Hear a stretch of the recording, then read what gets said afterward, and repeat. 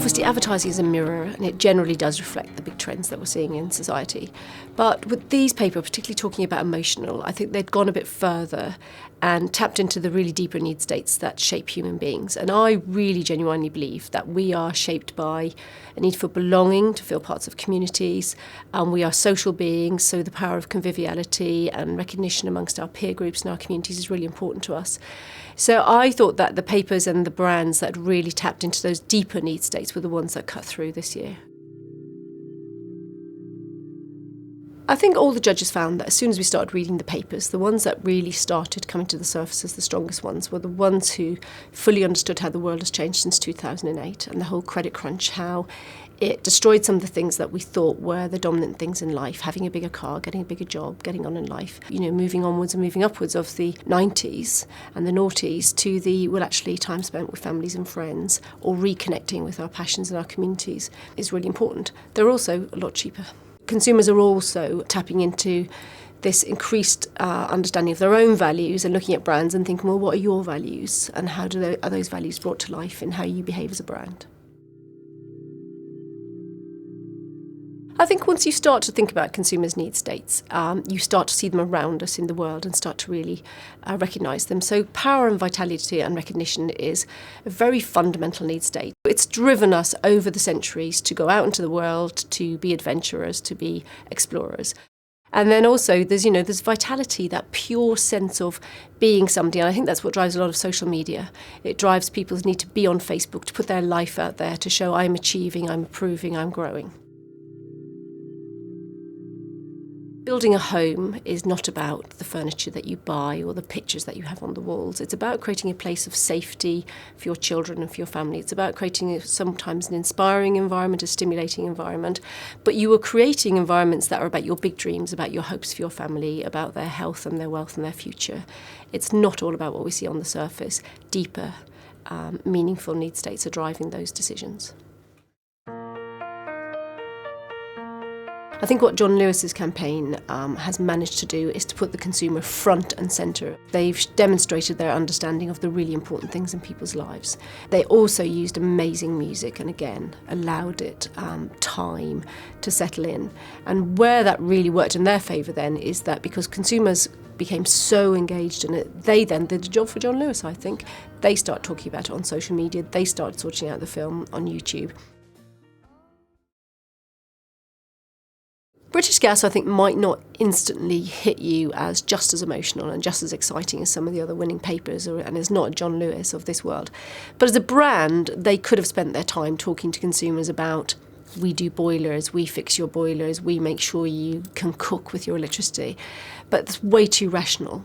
And so what they've done is they've tried to recognise that what British Gas understand is you as a consumer just want to run a good home. You just want it to be a place that's warm when your children come home from school, where they can have a shower when they need to do, where you can cook to get meals ready. It's a dreadful category for bad news, for price rises. The PR machine is really against them. That in that category they are gaining consumers back, they are getting good ROI in their communications, and they are having the effect that they want to do. I think Nikon's a really interesting campaign. It recognises our need to capture our world in images so that we can A, project it to others who are important to us, and B, capture it for longevity and for looking back at over time. It totally taps into the image culture that we're surrounded by now. The fact that wherever you do and wherever you go, you can snap it with your mobile, you can upload it onto your Facebook, you can share it with your friends, you can put it onto Pinterest. That world we're living in was where nothing has to be missed. We can share it with all those around us. Nikon have really, really tapped into that. Art Fund is one of those brands that you don't often hear about. If you're not in the target audience, you might not know about it. It's an amazing product that allows you to go into all the galleries and events around London. And what it's traded on for years is that sort of slightly more mature need for accomplishment, which is, culture, going to great exhibitions. So their audience was over 45, over 55. But as they moved on, nobody was picking up the art path. So the great insight they came across was to stop selling accomplishment to their new audience. Their new audience is driven by need for entertainment. So they totally turned the brand around. They worked with The Guardian, they worked with restaurants and cafes, and brought to life, the places where you could go, where the art pass allows you to go and get more entertainment. So I think their understanding really helped them gain new members. There are a few international case studies this year that I think really, again, demonstrate that understanding of human beings and what really motivates us can be really powerful. Probably the most powerful one, I think, is Tachong Bank. And it looks at some 70, 80 and even 90-year-old men looking way back into their youth and tapping into what made them vital. And so going back to that vitality need state again. And then trying to relive it and going out on their motorbikes and travelling across China. It's based on a real story, which makes it even more powerful. There are tears in the film, and I challenge you not to cry when you actually see that film. It's well worth looking at as a case study for the learnings.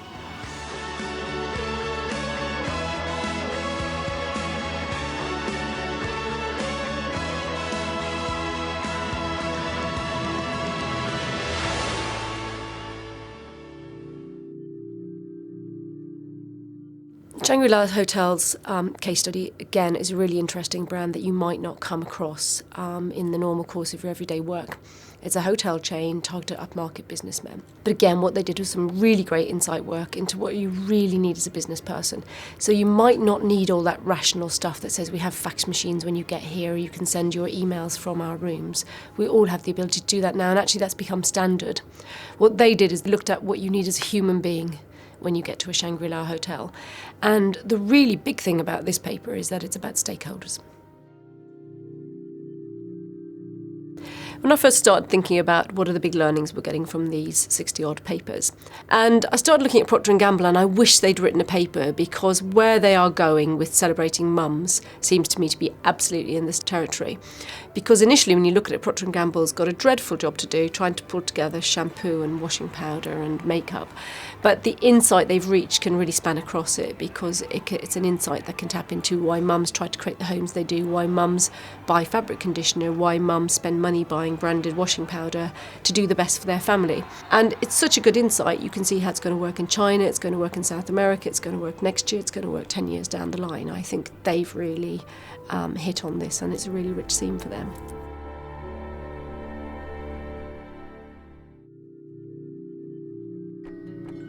In addition to this year's IPA papers, the IPA data mine that looked at the last 30 years of papers also came to a solution and some findings that really supported the power of emotional and need state-based communications.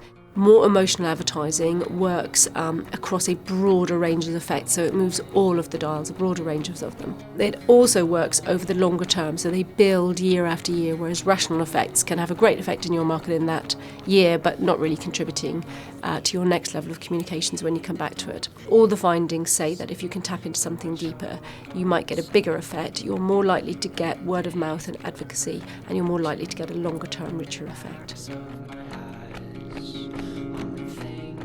One of the most significant findings, I believe, from the 2012 awards is that consumers in the UK and in lots of parts of the world have gone through significant changes from 2007, 2008. It has really undermined some of the beliefs that we held before then. It's rocked our world, really. The brands that are really succeeding are using research, using their understanding of their consumers to identify that, to connect their brand to those changes and to the new values that our consumers are focusing on, and they're putting that into great ownable communications territories.